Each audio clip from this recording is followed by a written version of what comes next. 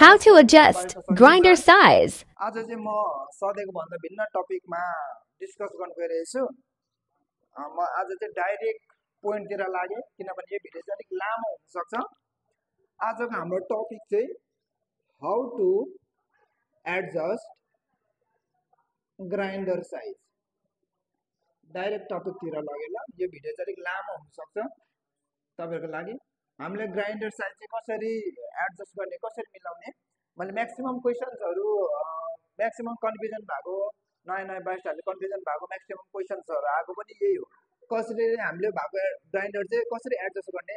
जस्तै आज रेगुलर हामीले त्यही क्यालिब्रेसनमा पुल गर्दाखेरि सर्ट ब्यालेन्स आइरहेछ, तर फेरि भोलि त्यही क्यालिब्रेसनमा गर्दाखेरि कहिलेकाहीँ ढिलो झर्न सक्छ, कहिलेकाहीँ छिटो हुन सक्छ, कहिलेकाहीँ ओभर एस्ट्र्याक्ट हुन सक्छ, कहिलेकाहीँ अन्डर एस्ट्र्याक्ट हुन सक्छ। किन भन्दा चाहिँ इट्स बिकज अफ ह्युमिडिटी। हाम्रो बिन्सहरूले चाहिँ तपाईँको मोइस्चरहरूलाई एब्जर्ब गर्छ।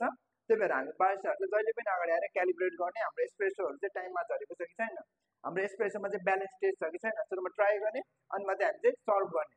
ल अब म डाइरेक्ट पोइन्टतिर लागेँ। अब हाम्रो चाहिँ दुई साइड हुन्छ एडजस्ट। यो मानिलिउँ यो चाहिँ एउटा तपाईँको एडजस्टमेन्ट रिङ भयो, ग्राइन्डरको एडजस्टमेन्ट रिङ भयो। एउटामा हुन्छ कोर्स साइज। कोर्स भनेको के हो त, अर्को हुन्छ फाइन साइज। कोर्स भनेको के हो, ठुल्ठुलो अलिक ठुल्ठुलो हुन्छ। फाइन भनेको चाहिँ निकै मसिनो हुन्छ क्या, होइन, धेरै सानो हुन्छ। यो चाहिँ अब मानिलिउँ एउटा पोइन्ट भयो है। ल अब तपाईँले अब बिहान एस्प्रेसो क्यालिब्रेट गर्नुभयो, एस्प्रेसोबाट क्यालिब्रेट गर्नुभयो। एस्प्रेसोको टाइमिङ भनेको 25 to 30 सेकेन्ड, होइन। अब धेरै कोर्स भयो भने कस्तो झरिरहन्छ कफी तपाईँको। मानिलिउँ ल अब एकदम छिटो, 5 सेकेन्ड मानिलिउँ, 5 सेकेन्डमा तपाईँको कफीहरू चाहिँ 30 ml ड्रप भइरहेको हुन्छ, होइन, एस्प्रेसो ड्रप भइरहेको छ। अब फेरि तपाईँको मानिलिउँ अब यहाँ धेरै फाइन भयो भने चाहिँ के हुन्छ, तपाईँको कति 1 मिनट राख्दिनु, होइन।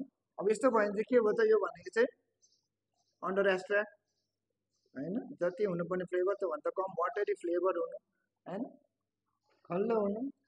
यो चाहिँ भयो तपाईँको ओभर एस्ट्र्याक्ट।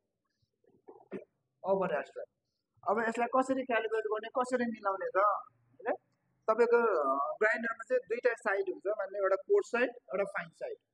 अब तपाईँको टाइमिङ भन्दा छिटो झरिरहेछ, 5 सेकेन्डमा झरिरहेछ। अब के गर्ने यसलाई, अब हामीले यसलाई एक साइड यता घुमाइदिने, होइन। अब ल मानिलिउँ 5 सेकेन्ड थियो भने अब यहाँनिर आयो 10 सेकेन्ड। अझै भएन, अझै टाइमिङमा आएको छैन हाम्रो, आज के गर्ने यसलाई, आज यसलाई एक साइड लगिदिने। अब यो भयो 15 सेकेन्ड हो। ल अझै पनि आएन टाइमिङमा, अब यसलाई के गर्ने, यसलाई अब यहाँ त अझै एक साइड घुमाइदिने 20 सेकेन्ड हो। 20 सेकेन्ड। ल अब अझै एक साइड लगिदिने यता। अब हाम्रो आयो 25 सेकेन्डमा आयो। अब बल्ल हाम्रो टाइमिङमा आयो हो, टाइमिङमा भयो 25 सेकेन्ड। अब धेरै ढिलो झरिरहेछ, टाइमिङ भन्दा धेरै समय लागिरहेछ, 1 मिनट लागिरहेछ। कफी त डढ्छ, ओभर एस्ट्र्याक्ट हुन्छ, होइन, स्मोकी फ्लेभर आउँछ। अब के गर्ने, अब यो रिङलाई हामीले यतापट्टि घुमाइदिने एकचोटि। जसरी मानिलिउँ 1 मिनट थियो, अब झर्नु हामीलाई लाग्यो 50 सेकेन्ड लाग्यो, 50 सेकेन्ड। अझै भएन, अझै हामीले यसलाई एक सर्ट यता पुल गरिदिउँ। ल मानिलिउँ अब यो 45 सेकेन्ड है। ल अझै भएन, लेट्स अझै यता घुमाइदिउँ हामीले। अब यो भयो 40 सेकेन्ड, होइन। अझै भएन, अझै यसलाई घुमाइदिउँ।